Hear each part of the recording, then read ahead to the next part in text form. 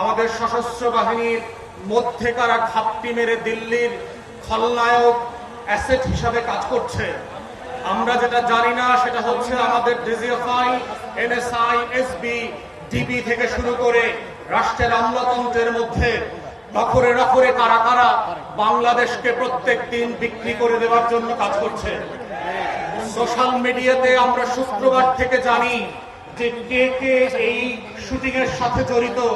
তারা মোমেন শাহী থেকে সীমান্ত ক্রস করে ওই পারে চলে যাবে এবং গণ অভ্যুত্থানের তরুণদেরকে মাথায় রাখতে হবে যে এই অভ্যুত্থানটা কিভাবে আগেও আজাদির লড়াইটাকে নাই করে দেওয়া হয়েছিল, কোন কোন উপকরণ দিয়ে করা হয়েছিল, কোন কোন প্রতিষ্ঠানকে দিয়ে করা হয়েছিল, রাজনৈতিক দলগুলোর ভুল সিদ্ধান্তগুলোকে কিভাবে আবার মঞ্চস্থ করবার চেষ্টা করা হচ্ছে।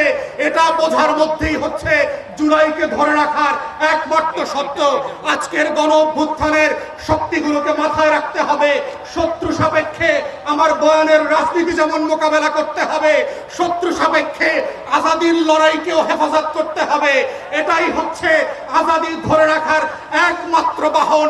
এর বাইরে আর কোনো লড়াই নাই এবং সেই লড়াইতে আমরা চাই নতুন করে আবার ইনকিলাব জিন্দাবাদ হয়ে ভারতবর্ষের আনাচে কানাচে থেকে হর্ষদ মোহানির ভয়েস থেকে আজকে যেভাবে হাদির কণ্ঠকে দিয়ে সারা বাংলাদেশ আত্মস্থ করেছিল, সেই ইনকিলাব আবার আবাবিলের মতো আসমান থেকে ফিরে আসবে।